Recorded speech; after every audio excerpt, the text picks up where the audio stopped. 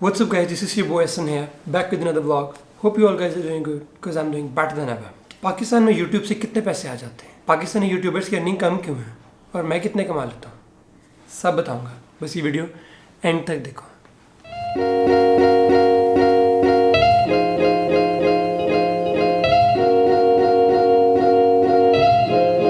ये सवाल मुझसे हज़ारों बार पूछा गया है, लेकिन इसका मेरे पास कोई जवाब नहीं है, क्योंकि ये सबका मुख्तलिफ होता है और ये किसी एक चीज़ पर डिपेंड नहीं करता, बहुत सारी चीज़ों पर डिपेंड करता है। मैं कोशिश करूँगा कि आपको आज वो समझा सकूँ। ये मामला बहुत ही कॉम्प्लेक्स है यूट्यूब का, अर्निंग का, लेकिन मैं कोशिश करूँगा इसे कॉम्प्रहेंसिव और इजी लफ्ज़ों में और एग्जांपल्स देके समझा सकूँ। और हाँ, वीडियो के एंड तक मैं आपको ये भी बता दूंगा कि पाकिस्तानी यूट्यूबर्स की अंदाज़न मतलब लगभग अर्निंग कैलकुलेट करने का तरीका, मतलब एग्जैक्ट तो नहीं लेकिन लगभग। अब कुछ लोगों को लगता है कि अर्निंग सिर्फ सब्सक्राइबर्स पे बेस करती है, क्योंकि हर कोई कहता है यार मुझे सब्सक्राइब करो, वैसे मुझे भी कर दो। लेकिन अर्निंग का सब्सक्राइबर से कोई ताल्लुक नहीं है। अर्निंग सिर्फ व्यूज़ और वॉच टाइम पर डिपेंड करती है, सिर्फ व्यूज़ और वॉच टाइम। और यूट्यूब पर अर्निंग स्टार्ट होने के लिए एक थ्रेशोल्ड होता है कि आपके YouTube पे 4000 घंटे का वॉच टाइम हो, 10,000 व्यूज़ हों और 1000 सब्सक्राइबर्स हों, तो आपकी अर्निंग स्टार्ट होती है। अब आगे चलते हैं। अब आप सोच रहे होंगे फिर लोग सब्सक्राइबर्स क्यों मांगते हैं। अब जाहिर सी बात है, सब्सक्राइब किया होगा तो आप उस बंदे की वीडियो बार बार देखोगे और बार बार उसको व्यू दोगे, बार बार उसको वॉच टाइम दोगे। हाँ, अब आप सोच रहे हो कि वॉच टाइम पे कैसे ज़्यादा पैसे मिलते। अब सिंपल सी बात है कि 5 मिनट की वीडियो पे मैक्सिमम 2 ऐड आएंगे और 20 मिनट की वीडियो पे 7 से 8, 10 तक भी एड्स आ सकते हैं। तो जितने ज़्यादा एड्स उतने ज़्यादा पैसे। अब आते हैं ज़रा कॉम्प्लेक्स मामले की तरफ कि अमेरिका में रहने वाला आदमी 1 लाख व्यूज़ से $100 कमा रहा है और पाकिस्तान में रहने वाला आदमी 1 लाख व्यूज़ से सिर्फ $30-40 कमा रहा है। ऐसा क्यों, मतलब इतना कम क्यों है पाकिस्तान में? अब यहाँ पे फोकस की ज़रूरत है। जो यूट्यूब वीडियोज़ होती हैं इन पे 3 तरह की ऐड चलती हैं। एक होती हैं इन-स्ट्रीम एड्स, जिनको आप फ़ौरन स्किप कर देते हो, और एक होती हैं बम्पर एड्स जो वीडियो में यहाँ कहीं ना कहीं आ रही होती हैं, और एक होती हैं साइड डिस्प्ले एड्स, या उनको डिस्प्ले एड्स भी कहते हैं, जो वीडियो पे इस साइड पे कोने पे ऐड आ रही होती है। अब इन ऐड से अर्निंग के 2 तरीके हैं आगे, और वो है CPM और CPC। अब आप यही सोच रहे हो ना कि यार ये CPM और CPC क्या है। रुको, यही समझा रहा हूँ।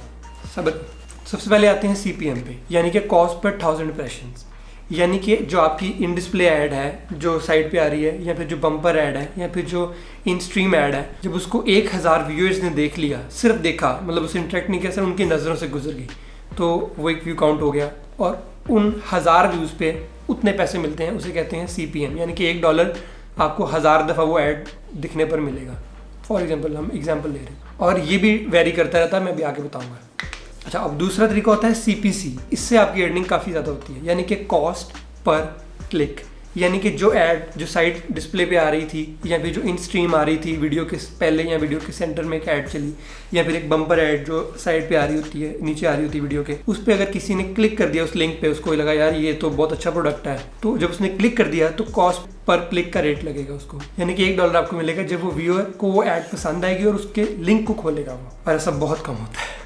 अब इसके अंदर एक और कन्फ्यूजन भी है कि अगर जो आपकी इन स्ट्रीम ऐड आई थी, जो मतलब प्रॉपर ऐड आती है जिसपे आपको स्किप का बटन आता है, अगर आपने वो ऐड देख रहे हो और वो ऐड देखते देखते आपने उसको फ़ौरन से पहले स्किप कर दिया, मतलब कि ऐड को चलने नहीं दिया, 5 सेकंड में स्किप कर दिया, तो उसको आपको अलग CPM लगेगा कि इस पे इसका जो रेट है वो अलग है। और अगर आपने उस ऐड को कह लो कि 30 सेकेंड्स तक या उससे ज़्यादा देख लिया, तो फिर यूट्यूब ने कंसिडर किया हाँ भाई ये हमारा जो है ना कस्टमर अट्रैक्ट हो गया, तो उस पर जो CPM लगेगा वो काफ़ी ज़्यादा होगा और वो अच्छा खासा होगा। और उसी पे अगर क्लिक होगा तो उस पर CPC मिलेगा, कॉस्ट पर क्लिक, और वो उससे भी ज़्यादा होगा। अब आपके माइंड में यही सवाल आ रहा होगा कि ये CPM और CPC कैसे डिसाइड होते हैं, है ना। और यहीं पे सारा मामला ख़राब होता है। इसी वजह से अमेरिकन या फिर यूरोप के यूट्यूबर्स बहुत ज़्यादा कमाते हैं और पाकिस्तानी यूट्यूबर्स बहुत ज़्यादा कम कमाते हैं। ये सारा ऑटोमेटेड सिस्टम होता है, बिडिंग सिस्टम होता है, लेकिन मैं इसे आपको आसान करके समझाता हूँ। फॉर एग्जांपल, अभी हम सिचुएशन को लेते हैं, हम ये सिर्फ एग्जांपल ले रहे हैं, मतलब ऐसा रियल में नहीं है। फॉर एग्जांपल, सिर्फ पूरे पाकिस्तान में सिर्फ और सिर्फ 100 यूट्यूबर्स हैं, और यहाँ पे यूट्यूब पर एड्स चलाने वाली जो कंपनीज हैं, मतलब जो चाहती हैं कि हमारा ऐड यूट्यूब पर आए, वो सिर्फ और सिर्फ 30 से 40 हैं। तो क्या होगा, 100 यूट्यूबर्स हैं लेकिन सिर्फ 30-40 एड्स चलाने वाले हैं। यूट्यूब उनको मिनिमम रेट देगी, यानी कि पहले ही इतने ज़्यादा यूट्यूबर्स हैं और उन सबको ऐड चलानी है, तो कोई रेट का कंपटीशन नहीं होगा, कोई बिडिंग नहीं होगी, बस सिंपल जो मिनिमम रेट है ना वो लगेगा। तो इसलिए अर्निंग बहुत कम होगी। और इसी तरह आप देख लो, अगर फॉर एग्जांपल अगर पाकिस्तान में 100 यूट्यूबर होते और 200, 400 या 300 कंपनीज होती हैं एड्स चलाने वाली कि हमारे एड्स आए, तो कंपटीशन होता है कि इन 100 वीडियोस पे या इन 100 यूट्यूबर की वीडियोस पे किसकी ऐड चलेगी पहले या किसकी ऐड ज़्यादा चलेगी। तो इस कंपटीशन में बिडिंग होगी, जब बिडिंग होगी तो रेट ऊपर जाएगा।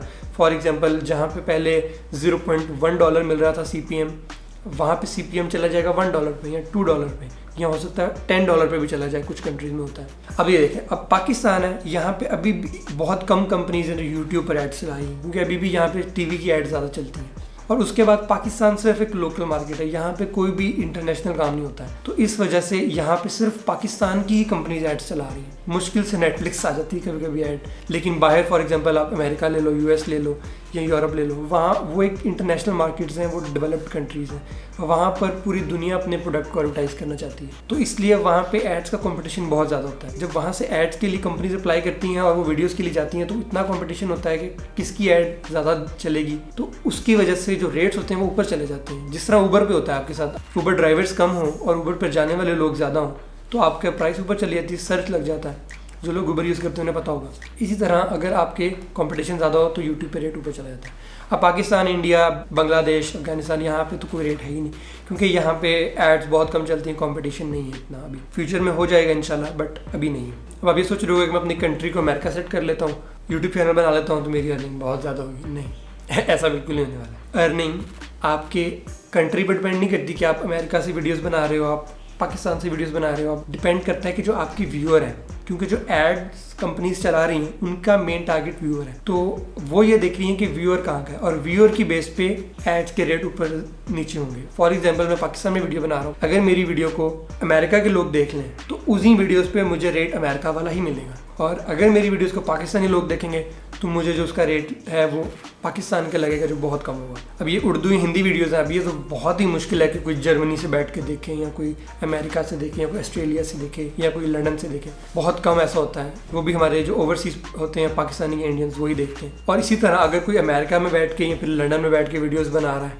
लेकिन उसके व्यूअर्स सिर्फ सारे पाकिस्तान के हैं और सारे इंडिया के हैं, तो उसे कोई फ़ायदा नहीं होगा। यानी कि मेन जो एडवांटेज है वो ये है कि जो आपका व्यूअर है वो किस कंट्री में। अभी आप सोच रहे हो कि इतना कॉम्प्लेक्स मामला है, नहीं, अभी यहाँ कॉम्प्लेक्सिटी खत्म नहीं हुई है, अभी इसमें और बहुत ज़्यादा कॉम्प्लेक्स मामला हैं, लेकिन वो मैं आपको नहीं बताऊंगा क्योंकि इतना ही समझना बहुत है आपके लिए। लेकिन एक और चीज़ बताऊंगा, आपकी वीडियो का जो टॉपिक होता है, जो टाइटल होता है, या जो वीडियो किस बारे में अंदर से, वो चीज़ भी आपकी अर्निंग पर डिपेंड करती है। फॉर एग्जाम्पल आपने वीडियो बनाई गिटार के बारे में कि अनबॉक्सिंग, रिव्यू या फिर कैसे बजाते हैं, तो उस पर एड्स आएंगी सिर्फ गिटार की, और हो सकता है गिटार की एड्स में कंपटीशन हो तो आपका रेट ऊपर जा सकता है, और हो सकता है गिटार की एड्स में कोई कंपटीशन हो तो आपका रेट नीचे जा सकता है। इसी तरह आपकी जो टाइटल है, आपका जो टॉपिक है, उस पर भी आपकी अर्निंग डिपेंड करती है पूरी तरह से। अब एक चीज़ और, CPC और CPM के बाद यूट्यूब ने रिसेंटली एक मैट्रिक दिया है RPM का RPM गाड़ी वाला नहीं है RPM का मतलब है रेवेन्यू पर 1000 इम्प्रेशंस, 1000 व्यूज़। इसका क्या मतलब है? इसका आपकी अर्निंग से कोई ताल्लुक नहीं है। ये जो मैट्रिक है, ये सिर्फ और सिर्फ आपको ये बताने के लिए है कि आप कमा कितना रहे हो। आपकी CPC, आपका CPM, आपके व्यूज़ और आपका वॉच टाइम मिलके आपको कितनी अर्निंग दे रहे हैं, वो मैट्रिक है RPM। अब मेरा रेवेन्यू RPM जो है वो पाकिस्तान में वो है तकरीबन 0.3 और 0.4 इसके दरमियान ही रहता है। और इसी तरह कोई US का यूट्यूबर हो तो उसका RPM $2, $4, $6 के दरमियान रहता है। यानी कि उसको अगर 1000 व्यूज़ आए तो उसको $4 मिलते हैं, मुझे 1000 व्यूज़ आए तो मुझे $0.4 मिलते हैं। और RPM का कोई तल्लुक नहीं अर्निंग में, ये सिर्फ आपको एक बता रहा है कि आप कमा कितना रहे हो, इजी करके ज़रा। क्योंकि मेरा जो मैट्रिक है वो 0.4 है, तो मैं ये अज्यूम करूँगा कि पाकिस्तान में ज़्यादातर लोगों का 0.3 से 0.6 के दरमियान में ही कहीं ना कहीं होगा। अब मैं आपको एक छोटा सा तरीका बताता हूँ कि आप किसी भी यूट्यूबर की अर्निंग कैलकुलेट करना चाहें, जो आपको लग रहा हो कि यार ये कितना कमा लेता होगा। पाकिस्तान में लोगों को बहुत फिक्र होती है कि यार यूट्यूबर कितना कमाता होगा, वो मीम चल रही थी, मैं लगाऊंगा।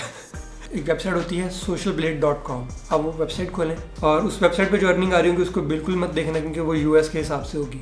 आपने देखने हैं मंथली व्यूज़। फॉर एग्जांपल किसी के मंथली व्यूज़ कह लो किसी के 1 लाख है, तो आपने क्या करना है, उन व्यूज़ को 1000 पे डिवाइड करना है। ईजिली कहूँ तो आखिरी 3 ज़ीरोज़ उड़ा देना है, क्या बचा आपके पास 100। अब आपने उस 100 को मल्टीप्लाई करना है 0.4 से, तो आपके पास ये आ जाएगा कि ये इस यूट्यूबर की मिनिमम अर्निंग कितनी है, मतलब कम से कम ये कितना कमाता है, ये आपको अंदाज़ा हो जाएगा। तो अब बारी आई है मेरी अर्निंग की। मैं यूट्यूब से कितना कमाता हूँ। हाय हाय, रहा नहीं जाता, तड़प ही ऐसी है। रुको जरा, सब्र करो। मैं यहाँ पे लगा रहा हूँ स्क्रीनशॉट के मेरी यूट्यूब से मेरी अर्निंग कितनी होती है। और ये अर्निंग मेरी कोई 1 महीने की नहीं है, 3 महीनों की नहीं है, 6 महीनों की भी नहीं है। ये मेरी 5 साल की अर्निंग है। मतलब कि जब से मैंने यूट्यूब स्टार्ट किया है अब तक की मेरी इतनी अर्निंग हुई है। और ये सिर्फ और सिर्फ $100। अभी तक मेरे ख्याल से मैं इजीली जौन सा है 500 के रुपीज़ जौन सा है इन्वेस्ट कर चुका हूँ, मतलब इजीली। तो ये अर्निंग बहुत ज़्यादा कम है। हाँ, हो सकता है फ्यूचर में अगर मेरे व्यूज़ बहुत ज़्यादा चले जाएँ तो मुझे ये अर्निंग कुछ बढ़ जाए, लेकिन पाकिस्तान में फिर भी अर्निंग कम ही है। जो मैंने फ्रीलांस से थोड़ा बहुत कमाया, कभी कभार कोई ना कोई स्पॉन्सरशिप मिल जाए तो उसके भी कुछ होते हैं, वो मैं ऐड नहीं कर रहा, बट अभी ये है। अगर आपको किसी तरह के कोई भी हेल्प चाहिए हो तो आप मेरा इंस्टाग्राम फॉलो कर लें, यहाँ पे लिंक आ रहा होगा। इंस्टाग्राम पे मैं मेरी शुगली स्टोरीज होती हैं। किसी तरह की कोई हेल्प चाहिए होती है, कोई ज़िंदगी में मसला हो तो आप मुझे मैसेज करके पूछ सकते हो, तो मैं वहाँ सबको आंसर करता हूँ। तो इंस्टाग्राम पे मुझे ज़रूर फॉलो कर लेना और सब्सक्राइब कर लेना, क्योंकि जो नेक्स्ट वीडियोस आने वाली हैं वो काफ़ी फिट प्लान की हुई है मैंने। अगर आपका कोई क्वेश्चन हो तो आप कमेंट सेक्शन में भी लिख सकते हो और लाइक कर देना। मतलब इतना कुछ मैंने बता दिया, समझा दिया ईजी करके वो भी। So guys, stay motivated, stay hopeful, live life. See you guys next time. अब सवाल ये है, तो मैं इन पैसों का करूँगा क्या? Wait for the next video.